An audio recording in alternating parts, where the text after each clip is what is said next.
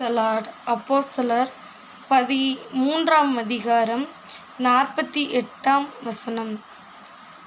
நித்திய ஜீவனுக்கென்று நியமிக்கப்பட்டவர்கள் எவர்களோ அவர்கள் விசுவாசித்தார்கள் என்று கூறப்பட்டிருக்கு.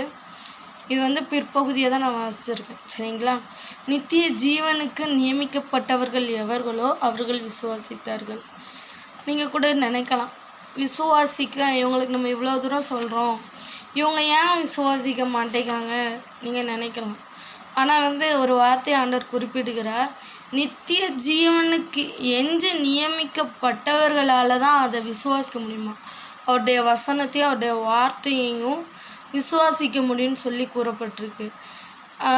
நிறைய பேருக்கு நீங்கள் சுவிசேஷம் சொல்லியிருக்கலாம், அவர்கள் நித்திய ஜீவனுக்கென்று நியமிக்கப்பட்டிருந்தார்கள். ஆனால் கண்டிப்பாக ஒரு நாள் என்ன பண்ணுவாங்கன்னா ஆண்டவர் விசுவாசிப்பாங்க, சரிங்களா? நான் சொன்னதுனால அவங்க நித்திய ஜீவனுக்கு நியமிக்கப்படாதவர்கள் ஆகிறாது.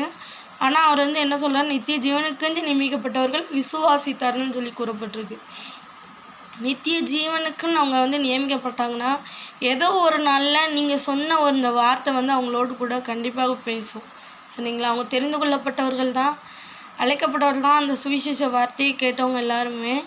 ஆனால் அவர்கள் நித்திய ஜீவனுக்கு நியமிக்கப்பட்டிருந்தாங்கன்னா கண்டிப்பாக அவருடைய வார்த்தை ஒரு நாள் அவர்களோடு பேசி அந்த வார்த்தை என்ன பண்ணும்னா இடைப்பட்டு அவங்க என்ன பண்ணுவாங்க, விசுவாசிப்பார்கள்னு சொல்லி கூறப்பட்டிருக்கு. எனவே நீங்கள் சோர்ந்து போகாதீங்க. நான் இவ்வளோ பேருக்கு சுவிசேஷம் சொன்னேன், இவங்க யாருமே ஏற்றுக்கல, இவ்வளோ பேருக்கு நான் சுவிசேஷம் சொல்ல போனேன், எதிர்க்காங்க நீங்கள் நினைக்காதீங்க.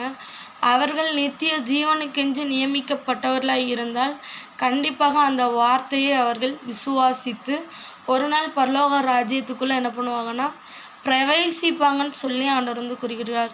எனவே நீங்கள் மனம் தளர்ந்துடாதீங்க. சுவிசேஷம் அறிவிக்கிறீங்கன்னா நீங்கள் மனம் தளராதீங்க. ஆண்டவர் அவங்க நித்திய ஜீவனுக்கென்று நியமிக்கப்பட்டவர்களாக இருந்தால் கண்டிப்பாக விசுவாசிப்பாங்கன்னு சொல்லி ஆண்டவர் சொல்கிறார். எனவே கர்த்தர் தாமே உங்களை ஆசீர்வதிப்பாராக. அவர்கள் விசுவாசிப்பார்கள், அவர்களும் நம்மோடு கூட பரலோகத்திற்கு வருவார்னு சொல்லி நான் விசுவாசிக்கிறேன். கர்த்தர் உங்களை ஆசீர்வதிப்பாராக. ஆமென். God bless you all. Thank you.